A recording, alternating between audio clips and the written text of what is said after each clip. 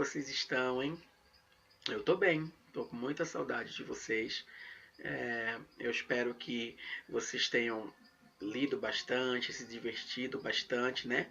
Conversado bastante com os pais de vocês, com os familiares. Infelizmente, a gente está passando por esse processo de pandemia e a gente não está podendo se encontrar, né? Mas graças a Deus, com a ajuda da tecnologia, a gente vai estar podendo matar um pouquinho dessa saudade através dessas aulas, tá? É, eu espero que vocês estejam se cuidando, né? Mantendo, fazendo, né? Cumprindo as ordens de estar sempre lavando as mãos com água e sabão, não sair de casa. E se for necessário sair, né, com urgência, alguma coisa assim, utilizar a máscara, né, e o álcool em gel, tá bom? Para que a gente possa, para que esse momento possa passar o mais rápido possível e a gente possa se ver de novo, tá? Infelizmente, nós sabemos que nem todos estão podendo cumprir, né, com o ordenado pelo governo. Uns porque tem que ir trabalhar e outros porque não tem onde morar, não tem o que comer, infelizmente. E é nisso que o nosso novo capítulo ele vai tratar, né, que é o capítulo 3. Ele vai tratar justamente desses problemas sociais, né, e ambientais urbanos, tá? Mas antes da gente iniciar a aula, eu trouxe para vocês um versículo, porque como vocês sabem, né, a gente se reúne na quadra todos os dias, né, a gente ora, a gente agradece a Deus pelo nosso dia, pela nossa vida, pela nossa saúde, para depois começar a aula. Então, o versículo que eu trago para vocês, vocês vão encontrar em Salmos, tá? É o Salmos 23, 1. É bem conhecido, né? Que é o Senhor é meu pastor e nada me faltará. E que a gente possa ter essa certeza no nosso coração, né, que Deus ele está no controle de tudo e nada acontece sem que seja da vontade dele. Então que a gente possa sempre elevar o nosso coração aos céus, né, e agradecer a Deus por mais um dia, pela saúde, pela nossa família, pela pela nossa moradia, né? E que está tudo no controle dele e que vai ficar tudo bem, tá bom? Podem ficar tranquilos. Logo, logo a gente vai estar de volta. Então vamos lá. Peguem os livros, tá bom? Abram aí no capítulo 3, Geografia. Eu vou esperar aqui um pouquinho, tá bom?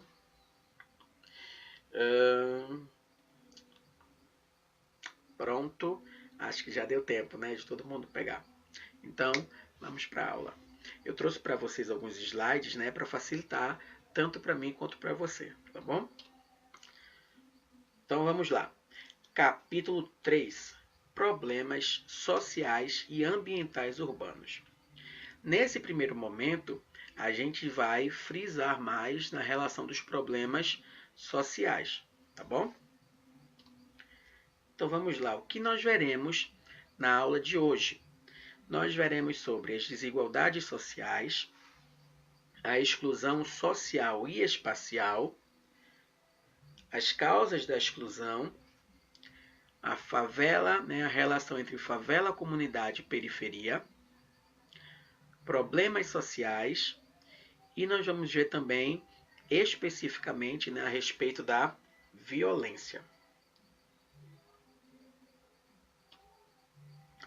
E aí chegamos na parte das desigualdades sociais. Como nós sabemos, infelizmente, né, o nosso país ele é um país muito desigual. Na verdade, o mundo todo gira, né, gira em torno das desigualdades. Mas, focando mais no nosso país, nós vamos ver que nós vamos ter diversos problemas que serão causados por conta dessa desigualdade. E vice-versa. Da mesma forma que os problemas causam as desigualdades vão causar os problemas. E aí nós vamos enxergar, tanto no livro de vocês quanto aqui no slide, né, algumas imagens. Uma dessas imagens, a primeira aí nós vemos a relação da desigualdade, né? Enquanto no lado esquerdo nós estamos vendo uma favela, né, com casas extremamente desordenadas, uma por cima da outra, com pouco espaço entre uma casa e outra. Logo do lado direito nós vemos aí um prédio de luxo, né, com piscinas, com quadras diversas, cada apartamento com a sua piscina, e isso demonstra muito bem essa relação da desigualdade, né, no nosso país. Ao lado nós temos também uma outra imagem, né, desse contraste entre a favela e entre, né, o centro, onde nós enxergamos a relação dos prédios, né, e das casas. Logo abaixo, nós vemos a questão da exploração do serviço, onde enquanto um está carregando, né, todo o trabalho nas costas, o outro se vangloria brincando em cima do trabalho daquele outro lá. E ao lado nós temos essa charge, onde o filho ele fala assim para o pai: pai, eu quero morar naquele mundo, porque são realidades completamente diferentes, né? Enquanto uns têm muita coisa, tem alguns que não têm nada. E para aqueles que não têm nada, enxergar aquela pessoa que tem tudo é como se fosse parte de um outro mundo. É como se a gente morasse em Marte e eles morassem na Terra. É uma realidade completamente diferente. Isso é muito triste, né? E aí a gente vai ver, ó, a relação da exclusão social e espacial. Por quê? Porque a partir do momento que se existe desigualdade, existe exclusão. Porque se tem algo aí que não está igual, significa que um grupo ele está sendo colocado de lado para não ter essa igualdade. E aí a gente vai ver de novo no quadro duas charges. A charge da direita é o médico, né? E ele fala assim: o senhor não sabe que é para ficar em casa e não sair na rua?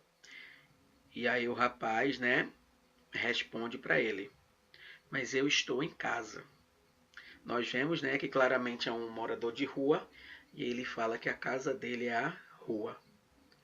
Porque enquanto nós podemos, né, estar em casa, nos resguardando, nos protegendo, tem pessoas que não têm casa. Não têm casa. E como é que ficam essas pessoas? Né? Ficam, ficam à beira de qualquer coisa. Né? Eles têm que se agarrar bastante e pedir a Deus que nada aconteça com eles, porque eles ficam abandonados. A gente enxerga isso. Na própria Avenida dos Rios, ali nós vemos moradores, né, dormindo com papelão, né, com roupas rasgadas.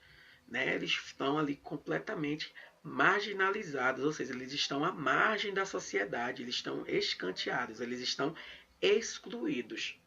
E essa exclusão, né, social, ela nos leva a uma exclusão espacial. A relação espacial ela tem a ver com ambiente, com espaço. Por exemplo, vocês acham que essa pessoa que está na rua, né, que não tem casa, não tem alimentação, ela vai ter acesso às mesmas coisas que nós temos? Por exemplo, um cinema, um shopping, um restaurante, né? Acredito que não. Eles não têm acesso. Então a exclusão social, ela leva diretamente a essa exclusão espacial, pela falta, né, de oportunidade que se existe. Ah, mas a escola pública ela está aberta para quem quiser. É difícil não ir para a escola, difícil é se manter lá. Como vocês sabem, né, quando a gente chega na escola, dá 8h30, já está todo mundo com fome. Quem é que aprende com fome? Ninguém. Não é verdade? E aí você pega uma criança que passou não sei quantos dias, ou um adolescente, há muito tempo sem comer e vai para a escola, ele não vai aprender, ele não vai ficar na escola. Ah, tio, mas tem merenda. Tem merenda, mas essa merenda falta, tá, gente? A gente tem duas realidades.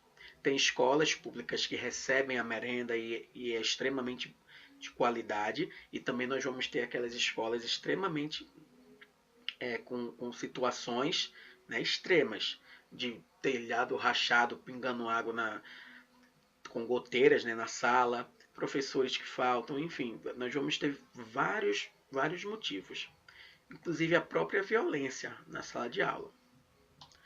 voltando para o quadro. Aí na outra charge, né, o menino fala assim para a mãe: Mãe, será que eu vou subir na vida? Ou seja, ele tem um sonho, né? Ele está se permitindo sonhar. E aí a mãe fala para ele: Vai sim, vai subir o morro todo dia, cansado e voltando do trabalho. Pois é. Enquanto uns, né, são estimulados a sonhar, porque nós somos estimulados a sonhar, né? Vocês aí, vocês são estimulados a sonhar. Os pais de vocês perguntam a profissão que vocês querem ter, a gente pergunta, vocês podem sonhar: ah, eu quero ir para Disney porque eu quero ser um médico, um advogado, eu quero ir morar nos Estados Unidos. Vocês são permitidos sonhar. Aquela criança, ela não tem essa permissão. Então só aí a gente já consegue ter uma noção mais ou menos do que é essa relação da desigualdade e da exclusão, não é? Basta a gente olhar para nós e olhar para aquelas pessoas que a gente encontra no centro da cidade, sentado com um copinho na mão, esperando que alguém deposite alguma moeda ali para eles, né? E aí nós chegamos nas causas da exclusão, né? Nós estamos num país onde nós encontramos 13 milhões de desempregados. 13 milhões de desempregados. Isso é muita coisa, gente. Inclusive, nesses 13 milhões aí, nós vamos encontrar várias famílias. Ou seja, nós temos várias famílias de desempregados, né, que sobrevivem apenas do auxílio do governo, que a gente sabe que não é muita coisa, né? E a má distribuição da renda. O que seria isso, a má distribuição da renda? O Brasil, vamos pensar no Brasil que ele tem um cofre, vamos dizer assim. Ele tem um cofre. Nesse cofre tem 10 reais. 10 reais nesse cofre. E existem 5 pessoas. Aí o Brasil ele quebra aquele cofre com 10 reais. Ele tem que distribuir igualmente para as 5 pessoas. Então cada um vai ficar com quanto? Exatamente. Vai ficar com 2 reais cada. Então 2, 4, 6, 8, 10. E aí todo mundo saiu feliz. Todo mundo recebeu igualmente. Essa é uma imagem que a gente queria, né? Mas aí o que é que acontece? O Brasil está lá com um cofrinho de 10 reais e tem 5 pessoas. E aí quebrou. Vamos distribuir. Este aqui, ele ficou com 5 reais. Sobrou quanto? 5 para distribuir para 4, né? E aí esse aqui pegou 2 reais. E aí tiraram 7. Ficou quanto para distribuir para cada um? 3 reais, exatamente. Na teoria seria 1 real para esse, 1 real para esse, 1 real para esse. Não é? Mas aí esse aqui foi e pegou 2 reais. Sobrou quanto? 1 real. E aí nós temos, na teoria, 50 centavos para esse, 50 centavos para esse. Esse aqui pegou 1 real. Esse aqui ficou com nada. É mais ou menos assim. Enquanto esse aqui ficou com 5 reais, esse aqui ficou com nada. É praticamente assim que ocorre essa distribuição de renda no nosso país. É um país extremamente desigual até na distribuição. Enquanto tem uns que recebem muito dinheiro, tem uns que recebem pouco dinheiro e tem uns que recebem nenhum dinheiro. Esses que recebem muito, vivem muito bem, frequentam todo tipo de espaço. Os que recebem pouco, né, faz uma economia aqui, uma economia ali, mas vive estável. Aquele que não recebe nada, ele come hoje e não sabe quando vai ser a próxima refeição, né? Infelizmente. Seguindo, nós chegamos na relação entre favela, comunidade e periferia. Qual é o significado desses três termos que geralmente são utilizados para dizer sobre a mesma coisa? Favela, o termo favela, na verdade, o surgimento dele se deu após a Guerra de Canudos, né? E aí vocês vão recordar das aulas de história. Após a Guerra de Canudos, as pessoas elas se moveram para um morro. E esse morro era chamado de favela. Era o Morro Favela, porque foi em homenagem a uma planta que tinha lá. Lá nesse morro, eles montaram, né, aquelas casas desordenadas que a gente conhece hoje em dia, né? Casas sem nenhum planejamento, não tinha planta, não tinha arquiteto, não tinha esse processo. Eles saíram se amontoando e foram montando ali uma relação de comunidade. O que é comunidade? Comunidades são grupos, né, que possuem interesses comuns. Então, nós vamos ter as comunidades em todo o Brasil, não só nas favelas, né? Não só nas relações da favela. Que a favela a gente utiliza, né, o termo favela para se referir às periferias, que são os locais que estão afastados do centro, né? Eles estão afastados do centro e eles crescem de forma desordenada, através de invasão, né? Essas construções assim que as pessoas fazem por conta própria. Então nós vamos ter periferia, que é realmente o termo que a gente utiliza para se referir à favela, porque favela era um morro, tá? E aí o termo comunidade, nós vamos ter várias comunidades. Nós vamos ter a comunidade da igreja, a comunidade escolar, a comunidade do bairro. Então, o termo comunidade ele não serve apenas para se referir às periferias, tá? Ele se refere a grupos com interesses comuns, tá bom? Aí foi-se utilizado o termo comunidade para se referir à favela e periferia, porque o termo favela ele começou a ser utilizado como algo negativo. A galera falava sobre favela se referindo a um lugar violento, né, a um lugar perigoso, a um lugar sujo, pobre. Então o termo favela ele pegou uma carga muito negativa a respeito de um determinado local. E aí começaram a se utilizar o termo comunidade para dar uma amenizada, vamos dizer assim, naquele nome que se tornou tão forte, né, o nome favela. E aí depois surgiram, né, com estudos geográficos, a relação da periferia, que são lugares periféricos, né, que estão afastados do centro e que crescem de forma desordenada, tá bom? E aí nós conseguimos ver o significado, né, de cada um desses termos, a diferença entre eles e o surgimento. O surgimento, só para frisar mais um pouco, o surgimento ele se deu principalmente, né, após a abolição da escravatura. Como nós sabemos, os negros eles foram escravizados, ou seja, eles trabalhavam forçadamente e não recebiam nada por aquilo. Eles não eram remunerados, né? Logo após a abolição da escravatura, aqueles negros eles foram libertos. Através disso, eles foram jogados. Eles foram jogados, porque eles dormiam nas senzalas. A partir do momento que eles não tinham mais nenhuma ligação com o dono da fazenda, né, eles foram jogados. A partir do momento que foram jogados, por mais que a escravidão não existisse mais, o racismo ele ainda existia. O racismo ele existe, na verdade, né? Desde a fundação, vamos dizer assim, do país. Então, aqueles negros eles não conseguiam emprego, eles não conseguiam sustento. Então, eles não tinham casa, não tinham emprego, não tinham comida. Eles precisavam pelo menos de um lar. E aí eles começaram, como eles foram excluídos, eles ficaram à margem da sociedade. Eles ficaram na beira da sociedade. E aí é que surge a periferia. Não é isso?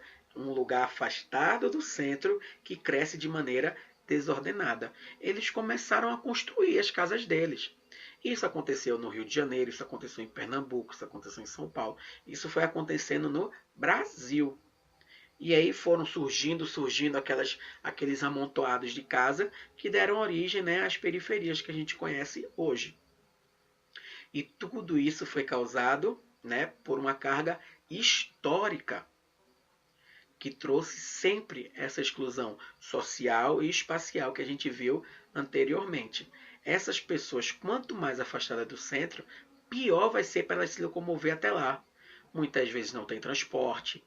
Como é um lugar considerado irregular, né? Muitas vezes não tem fiação elétrica, então a luz é clandestina, são ligações. Tem todo um processo completamente profundo, né, na relação das periferias, né, das favelas. E a gente pode ver isso mais para frente, tá bom?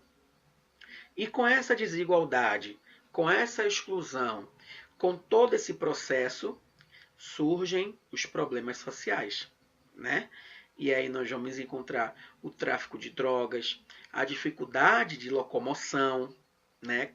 Nós enfrentamos ônibus lotados, os grandes centros lotados, né? Nós vamos encontrar também negligência na relação da saúde, né? Aí vocês estão vendo a imagem de uma UPA com um recado dizendo que não possuem médicos. Logo abaixo nós vemos uma cena, né, de cortar o coração, que é a cena de uma escola. Olha a situação dessa escola, gente. Olhem bem a situação dessa escola. Ao lado nós vemos a falta de saneamento básico, né, nas ruas. Ó. Eles convivem com o lixo, né? E tudo isso nos faz refletir, não só na relação de querer uma mudança, mas na relação da gente agradecer mais, né? Como nós sabemos, o nosso tema, tanto o ano passado como esse ano, tem a ver com gratidão. A gente realmente nós somos gratos, né? Por tudo que nós temos. Graças a Deus nós temos uma família maravilhosa, nós temos um lar, estudamos, né? Vocês estudam numa escola muito boa, vocês têm alimentação todos os dias, podem tomar um banho, alguns quentes, outros frios, mas tem como tomar banho. Então imagina só, né? Nós vemos, ó, essa realidade aqui. Imagina uma pessoa que convive com tudo isso ao mesmo tempo. Tem pessoas que só vão enfrentar um ônibus lotado, mas tem uma boa casa. Tem pessoas que só vão enfrentar uma falta de saneamento, mas aí tem um hospital bom. E tem pessoas que enfrentam tudo isso aí de uma vez só. Tem pessoas que não podem se locomover com facilidade, pessoas que vivem sem saneamento básico, pessoas que estão na escola amontoada, suja, com falta de qualidade. Nós temos pessoas que convivem ao mesmo tempo sem ter um hospital para ir se consultar, né? Então, isso demonstra extremamente como as consequências dessa desigualdade, como elas são tristes, né? Como elas realmente nos fazem refletir a respeito de como é importante aquela distribuição de renda que a gente viu lá. Como seria bom, né? Se todos aqueles que estão lá em cima recebendo 30 mil reais por mês pudesse dividir com quem está embaixo, que dividisse com quem está embaixo, que dividisse com quem está embaixo, e quem está embaixo compartilhasse, e aí a gente sairia daquele sistema de pirâmide, onde nós temos no topo, que é bem pequenininho, uma grande parcela com muito dinheiro, e chegamos lá embaixo com uma grande quantidade de pessoas com quase nada, né? E especificamente esses problemas sociais, né, nós chegamos na violência. E aí nós vamos enfrentar a relação do homicídio, né, que é o crime contra a vida, né, a morte, quando alguém mata a outra pessoa. E nós vamos ter também o feminicídio. O homicídio, né, ele tem a ver quando a gente simplesmente tira a vida de uma pessoa. Simplesmente o termo que eu utilizei para se referir ao significado, tá? Quando se tira a vida de uma pessoa. O termo feminicídio é quando você mata uma mulher pelo fato dela ser mulher. Imagina só que coisa horrível. Você morrer por ser mulher. E aí entra a questão da violência, né, em casa, né, da agressão contra a mulher, né, da violência nas ruas, como a gente sabe, né, que muitas mulheres são violentadas. Pernambuco é o estado que mais mata mulheres, né? Então, o feminicídio ele precisou ser separado do homicídio para que a lei pudesse ser mais rígida. Porque imagina só você morrer pelo fato de, simplesmente de ser mulher. Isso é algo horrível, isso é algo triste.